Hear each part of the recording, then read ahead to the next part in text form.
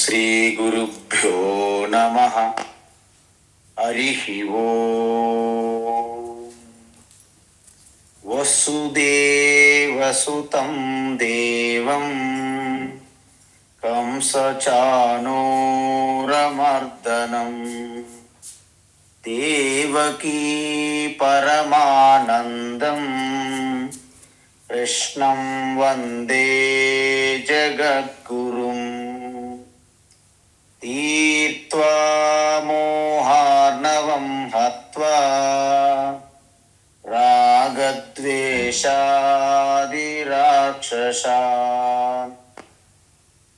సీతా శాంతి సమాయుక్త ఆత్మా రామో విరాజతే. ఆత్మస్వరూప బంధుగణ, ఇప్పటి వరకు ఈ సాధనలు అంటే ఈ ప్రకృతి, పురుష, క్షేత్రము, క్షేత్రజ్ఞ, వీటి రెండింటి యొక్క కలయికే యావత్ సృష్టి. అంటే ఈ సృష్టిలో ఏదైనా సరే ఉనికిగా ఏ ప్రాణి ఉన్నప్పటికీ సృష్టి, యావత్ సృష్టి మొత్తము అది క్షేత్ర క్షేత్రజ్ఞ సంయోగాత్. అంటే క్షేత్రము క్షేత్రజ్ఞ యొక్క మిశ్రమమే, వాటి కలయికే, వాటి సంయోగం వలనే ఇవి జరుగుతున్నాయి అని మనకి భగవాన్ చెప్పారు. అంటే యావత్ యావత్ సంజాయతే కించిత్ సత్వం స్థావర జంగమం. స్థావర అంటే కదలనివి, జంగమం అంటే కదిలేవి. అంటే వృక్షాలు కానీ మనకి ఏ జడంగా ఉన్నటువంటి కదలనివంటి వాటిని స్థావరములు అంటారు. జంగములు అంటే సకల ప్రాణికోటి కదిలేది జంగమం. అంటే జడ చేతనము, స్థావర జంగమము, ఈ చర అచర, ఈ రెండింటి యొక్క కలయిక కేవలము ఆ పురుష ప్రకృతి లేదా క్షేత్ర క్షేత్రజ్ఞానం. అందుకే శివశక్తి, యావత్తు సృష్టి అంతా శివ అంటే ఆ పురుష, ఆ క్షేత్రజ్ఞ, శక్తి అంటే ప్రకృతి లేదా క్షేత్రము. అందువలన ఈ రెండింటి యొక్క ఇలా జరుగుతుందని తెలుసుకుంటే మీకు ఏవత్ సృష్టి అంతా కూడా ఆ పరమాత్మ కంటే భిన్నంగా ఏమీ లేదని అర్థమవుతుంది. అయితే మనం ఈ రెండింటి జ్ఞానమే ఉత్తమమైనటువంటి బ్రహ్మజ్ఞానము. ఇది తెలుసుకోవడానికి ఎన్ని మార్గాలు ఉన్నాయంటే ఎన్ని మార్గాలు లేవు, ఒక్కటే మార్గము అంటున్నారు బ్రహ్మ విద్య. ఏంటిది? ఎందుకంటే ఒక చీకటి గదిలో చీకటి పోగొట్టాలంటే మీరు దాన్ని నీటితో కడిగి, చీపురుతో ఊడ్చి, నీటితో కడిగి, మీరు ముగ్గులేసి, మీరు ఎంత డెకరేషన్ చేసుకున్నా చీకటి పోదు. ఎందుకు? చీకటి పోవాలంటే కేవలం వెలుతురు కావాలి, అంతే. అందువలన మనల్ని మీరు చెప్పిందే సత్యమా, మీరు చెప్పిందే కరెక్ట్ ఎందుకు అవుతుంది? వేరే మార్గాలు ఉన్నాయి కదా, వేరే గురువులు చెప్తున్నారు, వేరు వేరు మార్గాలు, వేరు వేరు సాధనలు. అంటే ఇక్కడ వేదం ఏముంటుందంటే నాణ్య పంత విద్యతే అయనాయ, వేరే మార్గము లేదు. అందుకే నిన్న మేము చెప్పాం, స్వామి దయానంద సరస్వతి గారు ఈ అద్వైత వేదాంతము, ఈ యొక్క భగవద్గీత ఉపనిషత్తులు వీళ్ళు చెప్తున్నారు. శంకరాచార్య వీళ్ళంతా ఒక ఫెనటిక్, అంటే ఇంక వీళ్ళు చెప్పిందే సత్యం అన్నట్లుగా చెప్తుంటారు అని మిగతా వాళ్ళు క్రిటిసైజ్ చేస్తారు. ఆయన ఒకటి అన్నారు, వారు తెలుసుకోలేకుండా సత్యాన్ని పట్టుకునే ధైర్యం లేకపోవడం వలన వారు ఫెనటిక్ అన్నా పర్లేదు, కానీ మనము అంత ఫూల్స్గా మనం ఉండకూడదు. వాళ్ళు ఫెనటిక్ అన్నా పర్లేదు, కానీ ఇస్ బెటర్ దాన్ లొనాటిక్ అన్నారు ఆయన. లొనాటిక్ అంటే ఈ వెర్రి, ఈ కన్ఫ్యూజన్, ఈ మూడ, ఈ ఫూలిష్ కంటే వారు మమ్మల్ని ఫెనటిక్ అనుకున్న పర్వాలేదు అని దయానంద సరస్వతి గారు అన్నారు. అందువలన మనకి ఏంటంటే మనం పడుకునే ముందు ఇదంతా సత్యమనే మనకి భాషిస్తున్నది. మరి నిద్రలోకి వెళ్ళిన తర్వాత ఒక్కసారిగా ఈ బయట ప్రపంచమంతా మనకి అవుట్ జారిపోతుంది. స్వప్నంలో మనం ప్రవేశించిన తరువాత స్వప్నమే నిజంగా యథార్థంగా భాషిస్తుంది. ఆ స్వప్నంలో జరిగిన ప్రతి ఒక్క సుఖ దుఃఖము అనుభవం అంతా నాకే జరుగుతుంది అనే ఒక అనుభవాన్ని కలిగిస్తుంది. ఆ స్వప్నంలో వచ్చి మీకు ఎవరైనా గురువు అయినా సరే ఎవరైనా వచ్చి నీ ఉన్నటువంటి ఈ స్వప్నం నిజం కాదు, నీ స్వరూపం వేరు, నువ్వు ఇక్కడ ఆకలితో ఉన్నావు, ఏమీ డబ్బులు లేకుండా ఇబ్బంది పడుతున్నావు, ధనం లేదు, ఇల్లు లేదు, నువ్వు ఇబ్బంది పడుతున్నావు, కానీ ఇది నీ యొక్క భ్రమ, నీకు ఇల్లు ఉన్నది, నీకు ధనం ఉన్నది, నీకు అన్ని ఆహారం అంతా ఉన్నది అని నిద్రలో స్వప్నంలో వచ్చి చెప్పినా మనం వినిపించుకో. ఎందుకు? నాకు ఆకలిగా ఉంది, నేను పేదవాడిని అనే ఒక భ్రమలో మనం ఉంటాం స్వప్నంలో. అదే స్వప్నం నుండి అంటే ఆ స్వప్నం నుండి లేచిన తర్వాత ఏమవుతుంది? సహజంగానే ఆ స్వప్న ప్రపంచము, ఆ స్వప్న శరీరం నుండి మనము విడిపోతాము, మోక్షం. అందువలన మనకి ఆ పురుష లేదా క్షేత్రజ్ఞ యొక్క అజ్ఞానమే ఈ ప్రకృతితో మమేకం అవడానికి కారణము. అందువలన ఆత్మ అజ్ఞానమే ఈ ప్రకృతితో మనకి అభిమానానికి దారి తీస్తుంది. అందుకే ప్రకృతిలోని అన్ని వికారాలు జరుగుతున్నాయి. యావత్ సృష్టిలో మీరు ఏ నిర్మాణం చేసినా అదంతా ప్రకృతి మహిమ, అది సత్యం కాదు.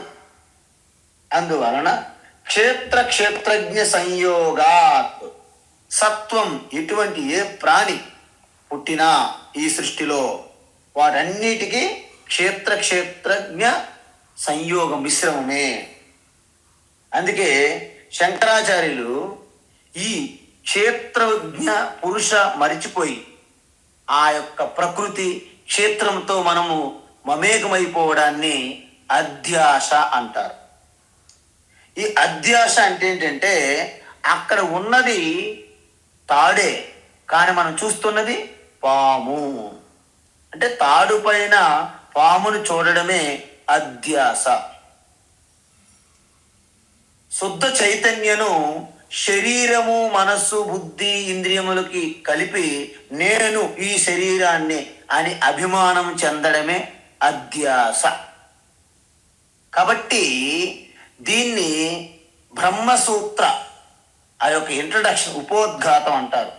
ఆ ఉపోద్ఘాతంలో శంకరాచార్య రాసినటువంటి ఈ భాష్యాన్ని అధ్యాస భాష్యం అంటారు.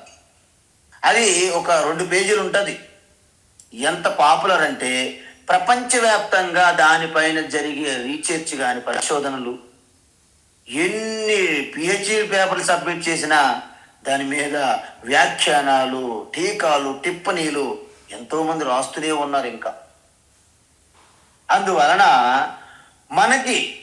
మనకి ఈ దేహాభిమానం అంటే నేను శుద్ధ చైతన్య ఎరుకను అని మరిచిపోయి నేను ఈ ప్రకృతి యావత్తు, ఈ శరీరం కూడా ప్రకృతియే, ఈ ఇంద్రియములు చూపు, వినికిడి ఇవన్నీ ఇంద్రియములు ప్రకృతియే, మనస్సు, బుద్ధి ప్రకృతియే అంటే వాటన్నింటికి వెలుగుని అందిస్తున్న, ప్రకాశింపజేస్తున్నటువంటి బ్యాక్గ్రౌండ్లో శుద్ధ చైతన్యాన్ని మరిచిపోవడం వలన మనకు 2 ముఖ్యమైన కష్టాలు వస్తున్నాయి. ఏంటవి? నేను నిత్యము, శాశ్వతము, చైతన్య స్వరూపము అని తెలియపోవడం వలన నేనేమనుకుంటున్నాను? అనిత్యమైనటువంటి పుట్టుగా మరణము ఉన్నటువంటి శరీరాన్నే నేను అనుకుంటున్నా, భ్రమ. అదేవిధంగా పరిమితంగా ఉన్నటువంటి ఈ శరీరంతో నేను మమేకం చెందడం వలన నేను అసంపూర్ణుడును అనే భ్రమ మనలో కలుగుతుంది. అందువలన నేను అసంపూర్ణంగా నేను ఉన్నాను కాబట్టి నేను పూర్ణత్వం పొందాలి. నేను ఒకే ఇంటికి పరిమితమై ఉన్నాను కాబట్టి మరో పెద్ద ఇల్లు కట్టాలి. నేను ఒక చిన్న కారులో వెళ్తున్నాను కాబట్టి మరొక పెద్ద కారు కొనాలి. ఇంకంతే. అంటే నేను ఒక పూర్ణత్వంగా లేను, అంటే అసంపూర్ణంగా ఉన్నాను. I'm a limited person, I'm a wanting person. అందువలన నేను నా యొక్క ఆ యొక్క అసంపూర్ణాన్ని పరిపూర్ణంగా మలుచుకోవడానికి ఆ మనస్సు భ్రమ చెంది నువ్వు పూర్ణత్వం పొందాలంటే నువ్వు అది తెచ్చుకోవాలి. ఒక కారు కొనాలి, ఇల్లు కట్టాలి, బంగారం కొనాలి, మరో వ్యాపారం చెయ్యాలి, లాభాలు రావాలి, వ్యక్తులు రావాలి, ఆ సంబంధం కావాలి. ఇవన్నీ మనసు చెబుతుంది. దేనికోసము? నువ్వు పూర్ణత్వం అయిపోతావు, అనంతం అయిపోతావు వీటితో అని భ్రమ. అందువలన ఎప్పుడైతే మీ అజ్ఞానం వలన మీకు కోరిక కలిగింది, మీ పూర్ణత్వం కావాలంటే ఏదైనా పొందాలి, దానిని కామం అంటారు. సో ఆ కోరికలు తీర్చుకోవడానికి మీరు అనేక తర్జన భర్జనలు పడి అనేక కర్మలు చేస్తారు. సో వాటి వలన, ఆ కర్మల వలన మీకు అనేక పుణ్యపాపాలు కలుగుతాయి. మంచి కర్మ సత్కర్మ చేస్తే పుణ్యము, దుష్కర్మ చేస్తే పాపము. ఈ పుణ్యపాపాలు, పుణ్యం వలన మీకు సుఖము, పాపం వలన దుఃఖము కలుగుతుంది. ఈ సుఖ దుఃఖాలు, పుణ్యపాపాల నుండి వచ్చిన సుఖ దుఃఖాలు మళ్ళీ జన్మకి మీకు కారణమవుతాయి. అంతే. ఇదంతా కూడా ఒక సంసారము. అందుకే మాట వరుసకి ఏమంటారంటే, పెళ్లిలో మనము 7 అడుగులు నడవండి అంటారు చూసారా? ఆ 7 అడుగులు వేదాంతంలో ఏమిటంటే, ఒకటి మొట్టమొదటి అడుగు శుద్ధ చైతన్య చిదానంద రూప శివ ఎప్పుడైతే జగన్మాత పార్వతి ప్రకృతితో సంబంధం పెట్టుకున్నదో చైతన్యం పురుష, అప్పుడు మొట్టమొదటి అడుగు ఇద్దరు కలిసేసిన అడుగేంటి? అజ్ఞానము. అంటే నా స్వరూపం మరిచిపోయినటువంటి అజ్ఞానాన్ని మొదటి అడుగు అంటారు. రెండో అడుగు ఏంటంటే, నా అజ్ఞాన సంస్కారం వలన పుట్టినటువంటి ఈ లిమిటెడ్ పరిమితమైనటువంటి శరీరానికి నేను తాదాత్మ్యం చెందడాన్ని దేహాభిమానము రెండవ అడుగు. ఎప్పుడైతే నేను పరిమితమై ఉన్నాను అనే భ్రమలో ఉన్నానో మూడవ అడుగు ఏంటి? కామన లేదా కోరిక. 3 అడుగులు. ఈ కామం లేదా కోరిక వలన నేను కర్మ చేస్తాను. ఎందుకు? ఆ కోరికలు తీర్చుకోవడానికి నేను కర్మ చేయాలి. కర్మ అనేది 4వ అడుగు. 4వ అడుగేస్తాం. ఈ కర్మ వలన మనకి పుణ్యపాపాలు కలుగుతాయి. కర్మలు చేస్తే ఏమవుతుంది? మీకు పుణ్యపాపాలు కలుగుతాయి. మీకు చెప్పాం కదా, మీరు మంచి కర్మ సత్కర్మ చేస్తే మీకు పుణ్యం వస్తుంది. దురాచారంగా, అవినీతి, అడ్డదిడ్డంగా, మీరు అశాస్త్రయుక్తంగా మీరు దుష్కర్మ చేస్తే పాపం వస్తుంది. ఇది 5వ అడుగు. పుణ్యపాపాల వలన మీకేమొస్తున్నాయి? సుఖ దుఃఖాలు కలుగుతాయి. అది 6వ అడుగు. ఈ 6వ అడుగు సుఖ దుఃఖాలు అవి అనుభవించడానికి మీకు శరీరం కావాలి మళ్ళీ. అందువలన పునర్జన్మ, మళ్ళీ జన్మ వస్తుంది. చూసారా? దీన్ని 7వ అడుగు అంటారు. 7 అడుగులు నడవండి అంటే ఈ 7 అడుగులు కూడా నేను శుద్ధ చైతన్య పురుష శివ అని మర్చిపోవడం వలన వచ్చినటువంటి తతంగమే ఈ 7 అడుగులు నడవడము. అందుకే మనమేం చేస్తాము?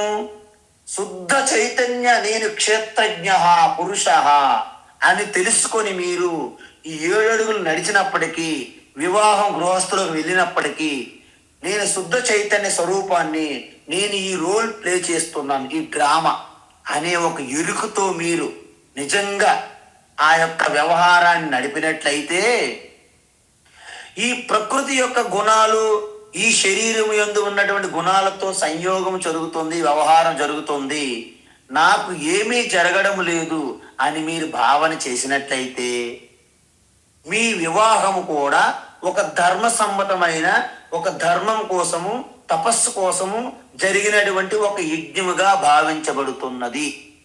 అందుకే వివాహాన్ని యజ్ఞంతో పోల్చారు.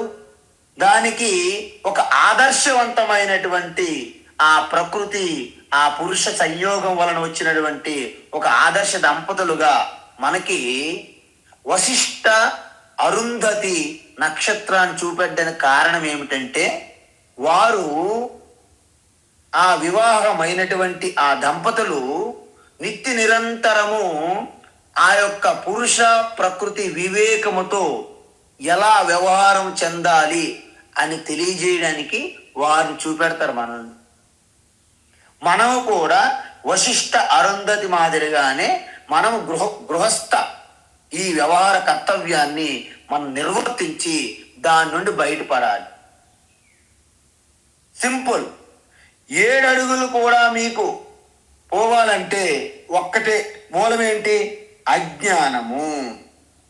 అందువలన ఓ అర్జున, ఈ దేహాభిమానం అనేది ఒక చిన్న మిస్టేక్, పొరపాటు, ఒక ఎర్రర్.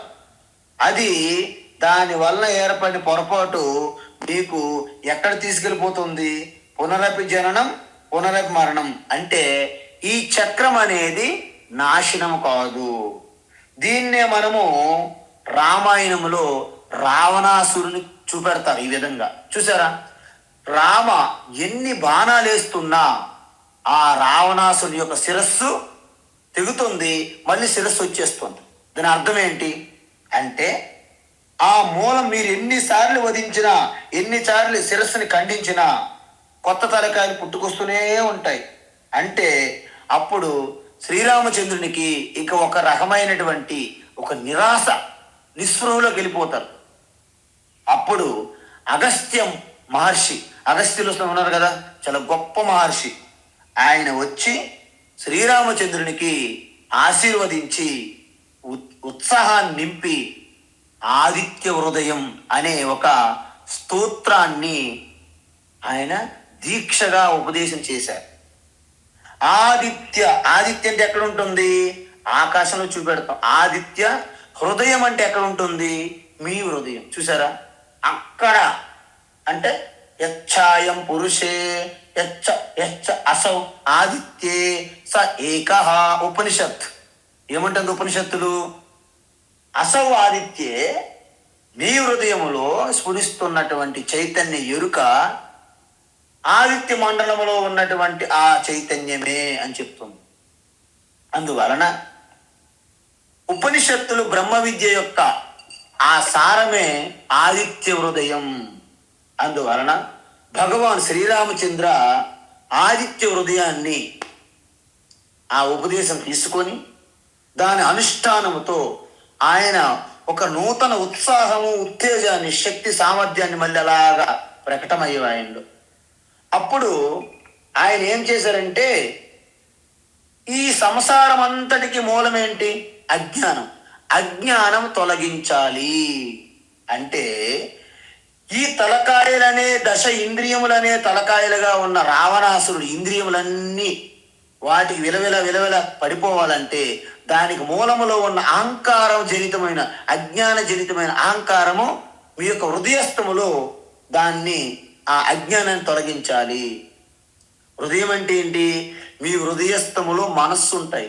అందుకే మనం ధ్యానం చేసేటప్పుడు మీరన్నిటిపైన ఈ యొక్క జగత్తు పైన ధ్యాస వదిలేశారనుకోండి, శరీరం మీద ధ్యాస పోయింది, ఇంద్రియముల పైన ధ్యాస పోయింది, మనస్సులో సంకల్పాలు, ఆలోచన పరీక్షించారు, మనస్సు యందు సాక్షిభూతంగా ఉన్నారు. అప్పుడు మనస్సు ఏమవుతుంది? మీ హృదయస్థములో లయమవుతుంది. అంటే మనస్సు యొక్క స్థానం ఏంటి? మీ హృదయం. అందువలన అజ్ఞానముతో కూడిన మనస్సు యొక్క స్థానం, జన్మస్థానం మీ హృదయం. అందుకే విభీషణుడు ఏమంటాడంటే అక్కడ రావణాసురుడి యొక్క హృదయంలో కొట్టాలి. ఎందుకంటే ఆయన శిరస్సులు రావడానికి కారణం ఆయన ఇంద్రియముల స్వరూపంగా ఉన్న శిరస్సులు అనమాట. అవి దశ ఇంద్రియములు అంటే దశ తలకాయలు, దశ అది 10 శిరస్సులు. అందుకే దాని ప్రకారంగా ఎప్పుడైతే ఆ జ్ఞానం అనే బ్రహ్మ విద్య, అధ్యాత్మ విద్య అనే బ్రహ్మాస్త్రాన్ని ఒక్కసారి సంధిస్తే ఆ రావణుడు పూర్తిగా మూలముతో పాటు నేల కొరిగాడు, నాశనమయ్యాడు. సో మనము కూడా ఈ బ్రహ్మాస్త్రం అనే బ్రహ్మ విద్య, అహం బ్రహ్మాస్మి లేదా శివోహం అనే బ్రహ్మాస్త్రాన్ని మనం ప్రయోగించినప్పుడు మీ యొక్క మూలములో ఉన్న అజ్ఞానము నాశనం అవుతుంది. అందువలన మనం అజ్ఞానానికి ఎంత మెరుగులు దిద్దుకుంటూ మనం పైన ఎన్ని చేసినా మళ్ళీ రావణాసురుని యొక్క శిరస్సుల వలె పుట్టుకొస్తుంది మన సంసారము. అందువలన మీరు తపస్సులు, సాధన క్రియలతో ఎన్ని మార్గాలు మీరు తిరిగి కాలయాపన చేసి టైంపాస్ చేసినప్పటికీ మీ మూలములో ఉన్న అజ్ఞానం పోయినంత వరకు మన సంసారం అనేది పోదు. ఎందుకు పోదంటే ఉపనిషత్తుల్లో జ్ఞానాదేవతు కైవల్యం, మీ ఆత్మస్వరూపు పరమాత్మయే ఆత్మగా ఉన్నారు, ఆత్మ యొక్క స్వరూప జ్ఞానమే నీకు మోక్షము అని చెప్పింది. అందువలన ఇప్పుడు ఇంతకీ జ్ఞానం వల్ల మోక్షం ఏ యుగములో కలుగుతుంది? కృతయుగమా, త్రేతాయుగమా, ద్వాపర యుగమా, కలియుగమా అంటే ఇది ఒక రకమైనటువంటి పిచ్చి ప్రశ్న అన్నారు తపోవన స్వామి. తపోవన స్వామి దగ్గరికి వెళ్ళి, స్వామీజీ సత్యయుగములో తపస్సంపన్నులు, తర్వాత త్రేతాయుగములో మంచి ఒక యజ్ఞ యాగాలు చేసేవారు, అదే ద్వాపర యుగములో ఈ అనేక రకమైనటువంటి పురాణ కాలక్షేపంలో సత్రాలు అనేక చేశారు, పూజలు చేశారు, కలియుగములో నామ జపం మాత్రం సరిపోతుంది అంటున్నారు అన్నారు. అప్పుడు తపోవన స్వామి అన్నారు, ఇది ఒక రకమైనటువంటి అయోమయానికి గురి చేసే ఒక ఓకడా. ఎందుకంటే చిన్నపిల్లలకి నువ్వు స్కూల్కి వెళ్తే నువ్వు డాక్టర్ అయిపోతావు, నువ్వు ఇంజనీర్ అయిపోతావు అంటారు చిన్నపిల్లలకి, అంటాం మనం అంతే. ఆ స్కూల్కి వెళ్ళినంత మాత్రం డాక్టర్ ఇంజనీర్ అయిపోయాడు వారు. అలాగైతే ఎందుకు ఇంతమంది ఇలాగ బికారులుగా తిరుగుతున్నారు మన పిల్లలు? కాబట్టి ఇప్పుడు ఒక విషయం ఏమిటంటే ఏ యుగము అనేది ఉండదండి బాబు. ఇప్పుడు చీకటిగా ఉన్న గది చీకటి ఏ యుగములో పోతుంది? ఏ యుగములో వెలుతురు తీసుకెళ్ళిపోతుంది? ఓహో, చీకటి పోవాలంటే ఆ సత్యయుగములో వెలుతురులో చీకటి పోతుంది తప్ప ఇప్పుడు చీకటి పోవాలంటే మన యొక్క క్యాండిల్ వెలుతురు పనికిరాదు అంటారా మీరు? అలాగుండదు. చీకటి ఏ యుగమైనా పోవాలంటే వెలుతురు కావాలి, అజ్ఞానం ఏ యుగమైనా పోవాలంటే జ్ఞానం కావాలి. కాబట్టి ఈ యుగాల యొక్క సైకిల్లో పడిపోయి వాళ్ళ యొక్క తీపి మాటల్లో పడిపోయి కన్ఫ్యూజన్ చెందొద్దు. మనం ఆరంభంలో నామస్మరణ చెయ్యండి, నామం యొక్క ప్రాముఖ్యత తత్వం తెలుసుకొని మీరు చేసుకుంటే మీకు అప్పటికప్పుడే జ్ఞానం వలన మోక్షం కలుగుతుంది.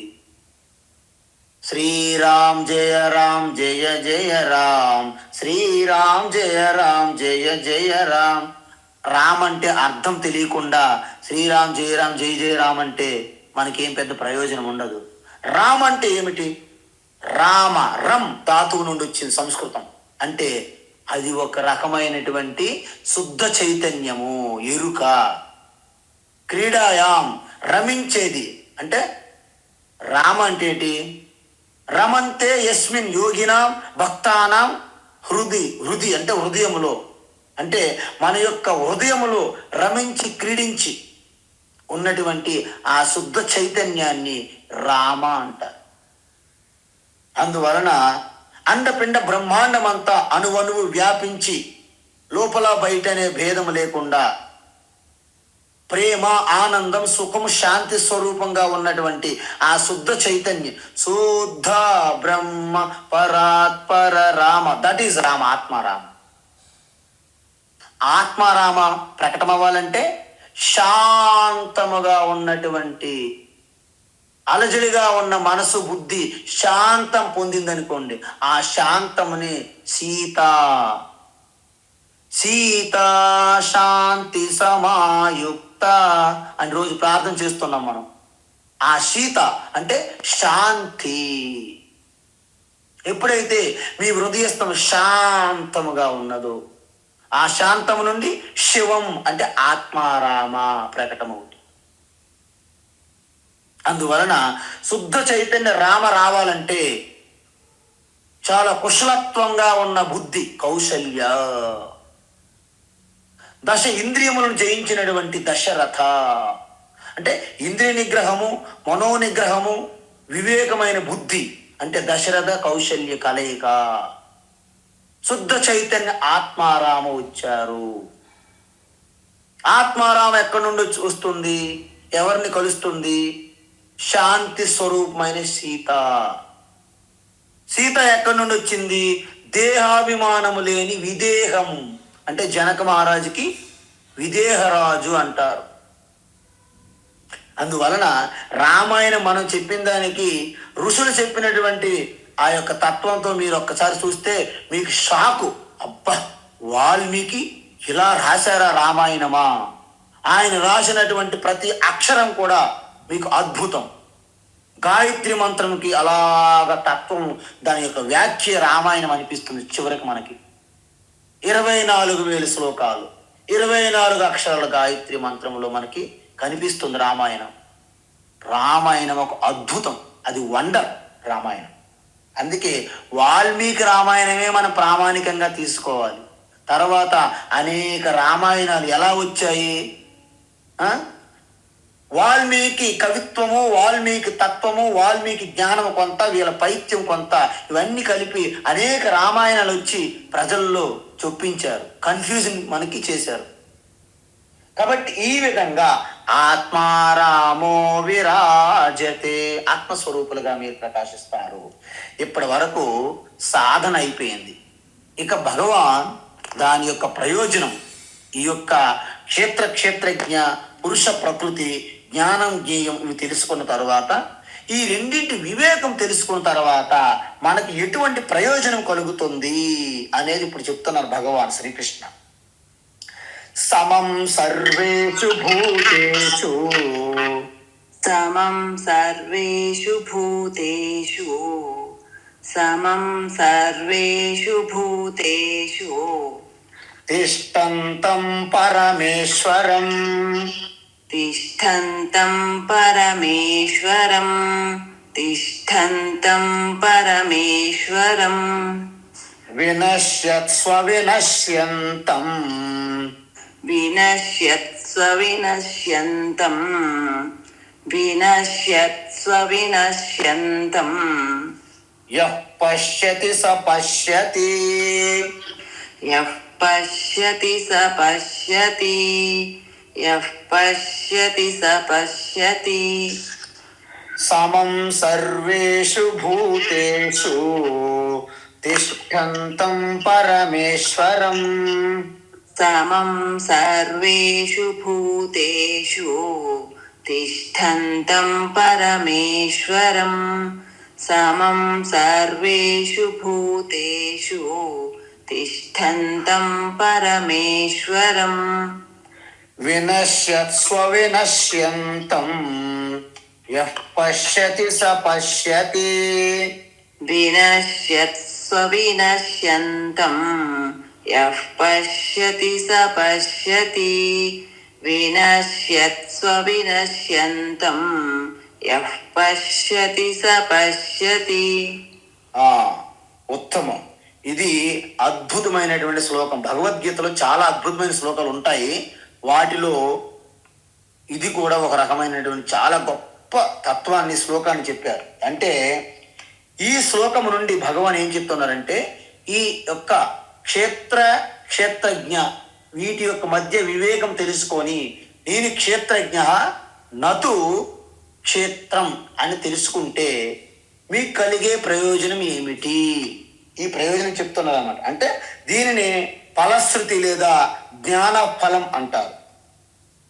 నిజానికి చాలా శ్లోకాల్లో కూడా ఈ జ్ఞానఫలం చెప్పాం ఇంతకుముందు కూడా.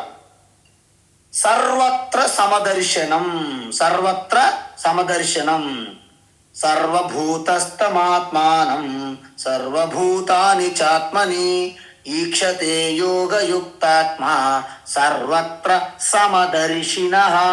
ఆరాధ్యుని చెప్పాం ఇది. అదేవిధంగా అంతటా ఒకటే పరమాత్మ సకల ప్రాణుల్లో ఆత్మగా ప్రకటమవుతున్నది. ఒకే సూర్యుని యొక్క వెలుగు అనేక బకెట్లలో నీరు పోసినప్పుడు ఎలాగైతే ప్రతిబింబిస్తున్నదో, ఒకే శుద్ధ చైతన్య ఆత్మ పరమాత్మ సకల ప్రాణుల యందు ఉనికిగానో, చిత్తు అంటే చైతన్య స్వరూపంగానో, ఆనంద రూపంగానో ఈ మూడింటిగా ప్రకటమవుతుంది తప్ప ఒకే శుద్ధ చైతన్య ఆత్మయే, అది ఏ పరమాత్మ. కాబట్టి ఇక్కడ చూడండి, మనము ఏమనుకుంటాము, ఈ ఆత్మ అనేది వేరు, పరమాత్మ వేరు అని మనం భ్రమపడతాం. కానీ ఒక్కటి గమనించండి, మన యొక్క శరీరము, మన ఇంద్రియములు, మన మనస్సు, మన బుద్ధి, వీటి అన్నిటి వెనుక కూడా ఒకే చైతన్య చేతన తత్వం ఉన్నది. లేకపోతే ఇవన్నీ కూడా అంత సంఘాతంగా కలిసి ఉండవు. శరీరం ఒకవైపు లాగుతుంటే, ఇంద్రియాలు ఒకవైపు లాగుతుంటే, మనసు ఒకవైపు లాగుతుంటే, బుద్ధి ఒకవైపు అనుకోండి, అక్కడికక్కడ మీరు పేక మొక్కలా పడిపోదు, శరీరం ఉండదు, వ్యక్తిత్వం నిలబడదు. వీటన్నిటికీ కలిపి ఉంచి వాటిని గుర్తించలేనంత మమేకంతో తాదాత్మ్యం చెందే విధంగా మనము ఆ శరీరాన్ని వెంట పట్టుకుంటాను తప్ప, ఈ మారుతున్నటువంటి శరీరం మారిపోతుంది. మీ చూపు, మీ వినికిడి శక్తి ఇవన్నిట్లో మార్పులు వస్తున్నాయి, వికారాలు వస్తున్నాయి.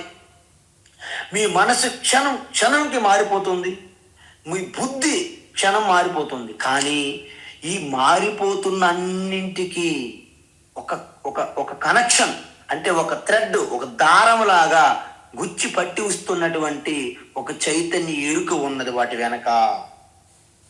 అంటే ఇప్పుడు మీరు చెప్పండి, సముద్రపు నీటిలో కెరటం వస్తుంది, కొంత సమయం ఉండి వేరే కెరటంతో ఢీ కొట్టి కెరటము నాశనం అయిపోతుంది. ఇంకొక అల, బుడగ, తరంగాలు, నురగ ఒక్కొక్కటి వస్తున్నాయి, అన్నీ ఉంటున్నాయి, నాశనం అవుతున్నాయి. కానీ నీరుగా నాశనం అవుతుందా చెప్పండి? అంటే ఈ కదులుతున్న సముద్రంలో ఎగిసిపడే, ముందుకి వెనక్కి కొట్టుకుంటూ ఢీ కొట్టుకుంటూ నాశనం అయిపోతున్నటువంటి ఈ కెరటాలన్నిటిలో కూడా నాశనము కాని ఒక నీరు అనేది ఉన్నది తత్వము. అలాగే శరీరము, ఇంద్రియములు, మనస్సు మారిపోతున్నటువంటి బిఎంఐ అంటారు స్వామి చిన్మయానంద గారు. బి అంటే బాడీ, ఎం అంటే మైండ్, ఐ అంటే ఇంటలెక్ట్. సో ఈ శరీరం యొక్క సంఘాతం ఏదైతే ఉందో, మనస్సు, ఇంద్రియములు, బుద్ధితో కూడిన శరీరం అంతా కూడా మారిపోతున్నది. కానీ మారని ఆత్మ అనేది ఒకటి ఉన్నది. అందువలన సకల ప్రాణుల యందు ఆ మారని చైతన్య ఉనికిని ఎవరైతే దర్శిస్తారో వారి సమదర్శనం చేస్తారు. సర్వత్రా వినశ్యత్సు సర్వేషు భూతేషు. శ్లోకం చూడండి, వినశ్యత్సు సర్వేషు భూతేషు. ఇక్కడ భూత అంటే శరీరము, మనసు, బుద్ధితో కూడి ఉన్నటువంటి సంఘాతానికి భూత అంటారు. అంటే అనేక మనస్సు, శరీరాల కలయికలు ఉన్నటువంటి ఈ భూతాలలో, భూతాలంటే ప్రేతాలు, దెయ్యాలు కాదు, ఇక్కడ ప్రాణులు, శరీరాలతో ఉన్నటువంటి ఆ యొక్క సంఘాతాలు ఎటువంటివి? వినశ్యత్సు ఆగమ అపాయన. ఇంతకుముందే చెప్పారు భగవాన్ శ్రీకృష్ణ. అంటే వాటికి పుట్టుక ఉంటుంది, మరణం తప్పదు. అంటే మ్యానుఫ్యాక్చరింగ్ డేట్, ఎక్స్పైరీ డేట్స్ ఉన్నాయి. మరి వాటిలో ఏమిటి ఉంది? పుట్టుక లేని, మరణం లేని, సమానంగా ఉన్నది ఏమిటి? సమం పరమేశ్వరం. ఈశ్వర్ అంటే ప్రభు. దేనికి ప్రభువు? సకల ప్రాణులకి ప్రభువు. అంటే ఆయన ఎలా కంట్రోల్ చేస్తున్నాడో మనకు తెలుసా? బయట నుండి ఆ యొక్క వేడి, చల్లన, నీరు, వాయువు, అగ్ని, ఆకాశము ఈ రూపంగా బయట నుండి మనం కంట్రోల్ చేస్తే లోపల నుండి ఆ యొక్క క్రియాశక్తి ఎనర్జీ రూపంగా ఆ యొక్క సర్క్యులేషను, రెస్పిరేషను, ఆ డైజెస్ట్ జీర్ణము, రక్త ప్రసరణ, లోపల ఉండే గుండె లబ్డబ్ లబ్డబ్, లోపల అంతర్యామిగా కంట్రోల్ చేస్తున్నాడు, బయట నుండి సర్వవ్యాపి చైతన్య స్వరూపంగా కంట్రోల్ చేస్తుంది పరమాత్మ. అందుకే ఆయన్ని ఈశ్వర అంటారు. సమం పరమేశ్వరం అంటే ఈ జీవుల శరీరాల్లో అన్నిట్లో సమానంగా ఉన్నదంట. కానీ శరీరాలు సమానంగా ఉన్నాయా? శరీరములు భిన్నంగా ఉంటాయి. భిన్నంగా ఉన్నాయి కాబట్టి మీరు పొట్టిగా ఉన్నారు, మీరు పొడవుగా ఉన్నారు, మీరు లావుగా ఉన్నారు, మీరు సన్నంగా ఉన్నారు. సన్నంగా ఉన్నవారు సరిగ్గా ఫుడ్ తినవయ్యా అంటాం, లావుగా ఉన్నవారు తగ్గించండి అయ్యా అంటాం. చూసారా? నల్లగా ఉన్నారు, తెల్లగా ఉన్నారు, పసుపుగా ఉంటారు. అంటే ఇవన్నీ కూడా ఎక్కడ ఉన్నాయి మార్పులు? ఈ భిన్న రూపాలు. ఇది ప్రకృతిలో అంటే నశించిపోయే ప్రకృతిలో ఉన్నటువంటి ఈ మార్పులకి మనం ప్రాధాన్యత ఇవ్వడం వలన మనము అనేకమైన ఘర్షణలో పడిపోతున్నాం. అందువలన శరీరము భిన్నము, మీ యొక్క ఇంద్రియములు భిన్నము. మీరు చైనాలు, జపాన్ వెళ్ళి చూడండి, వాళ్ళ నేత్రం చిన్నగా ఉంటాయి. అదే మన తమిళనాడు, మన ఆంధ్ర, మన ఈ భారతదేశంలో చూడండి, పెద్ద పెద్ద ఇంత నేత్రం పెట్టుకుంటారు. పెట్టుకోలేదు, అవి ఉన్నాయి అంతే.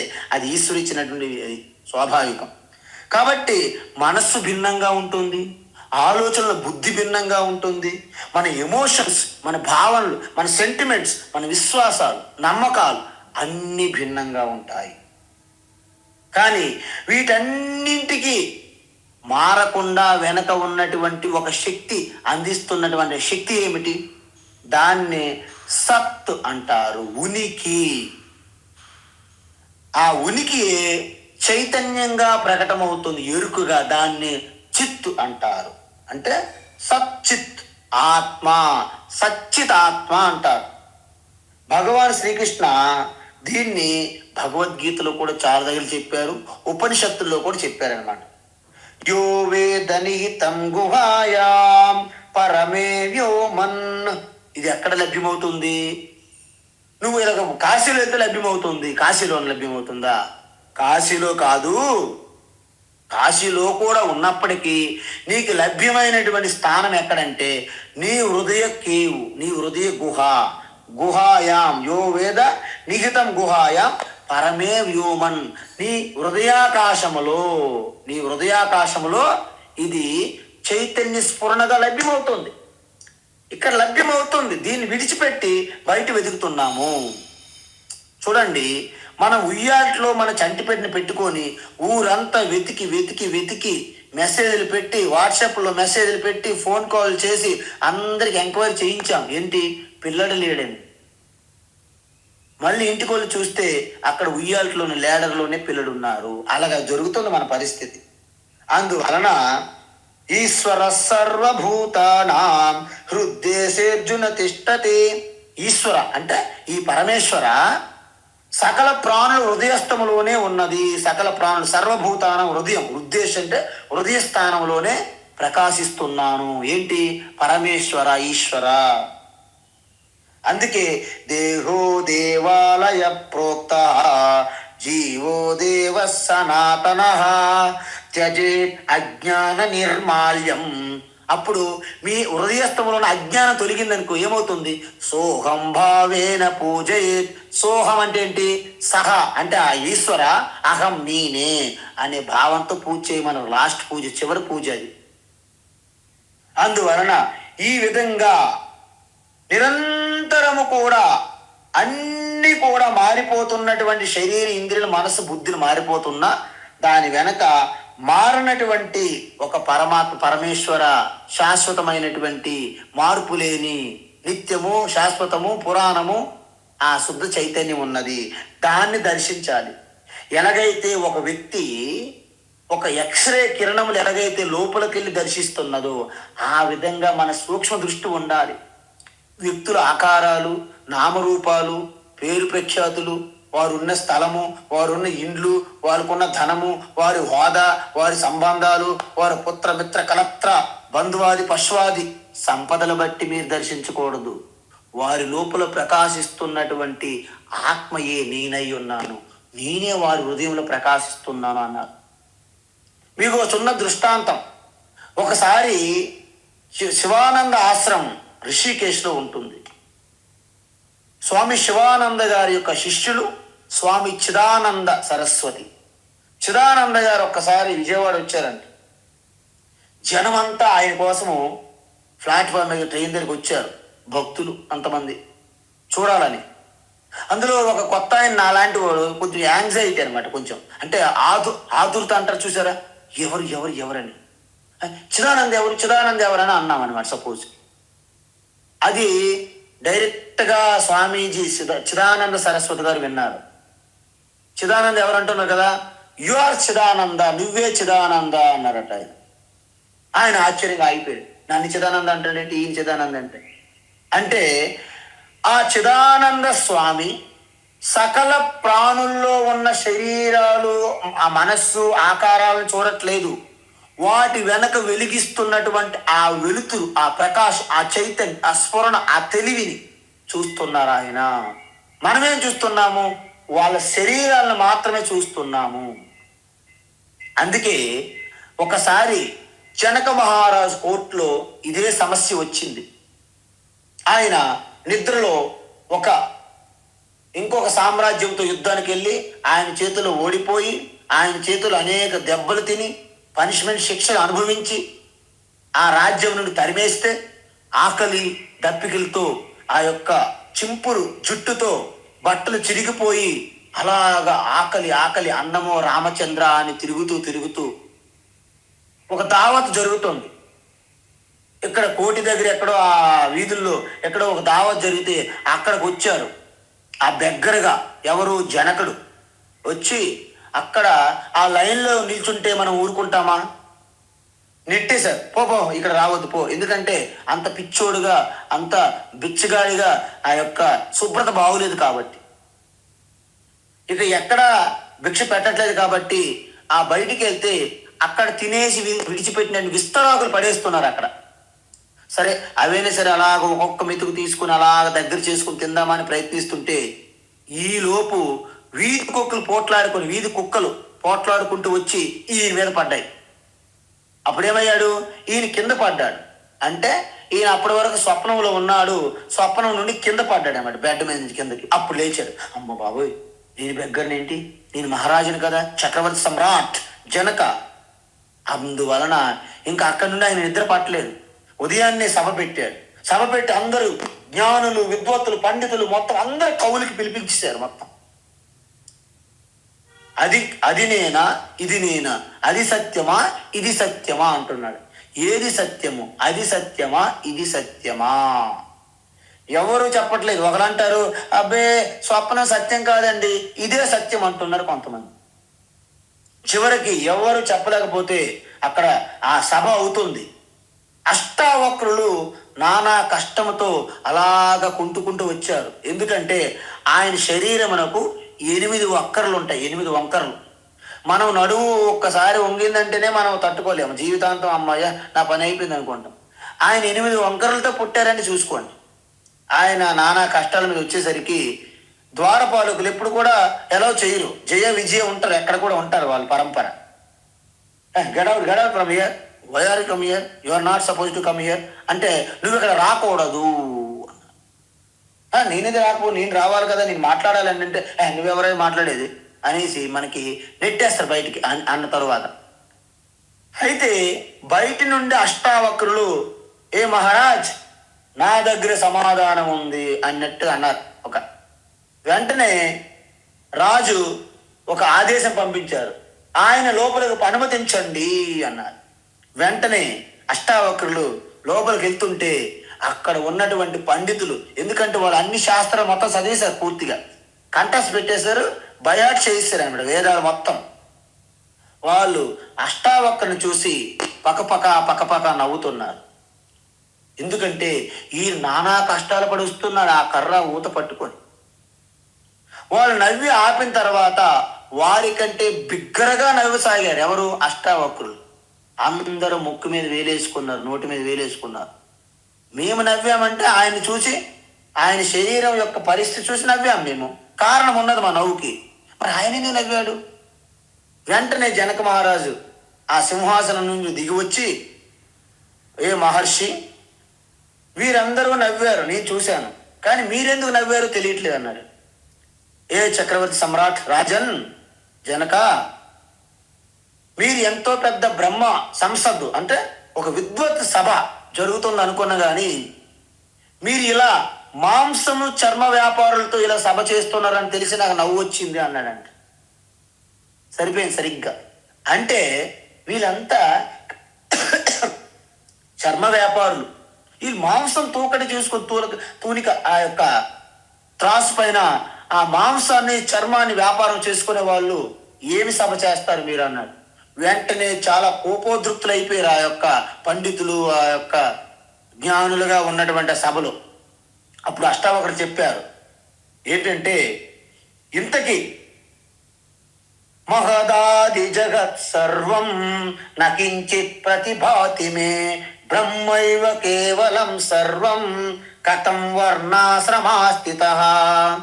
నేను అసలు శరీరం కాదు, నేను మనసు కాదు, బుద్ధి కాదు, ఈ మహత్తు అవ్యక్తమైన ప్రకృతి అంతా కూడా నమేకించి ప్రతిభాతమే, అసలు నా యొక్క స్ఫురణలో, నా ఎరుకలో లేనే లేదు.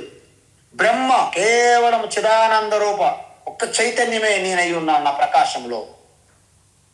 ఇక నేను ఏ విధంగా ఈ కర్మకాండలు, ఈ వర్ణాశ్రమ ధర్మాలు ఇవన్నీ నేను ఏ విధంగా పాటించగలను? అసలు ఈ శరీరం అనేది కూడా ప్రకృతిలో కలిసిపోయింది, అంత ప్రకృతిమయం, అది నాశనం అయిపోతుంది, వికారాలు పొందుతుంది, అది మాయామయం జగత్.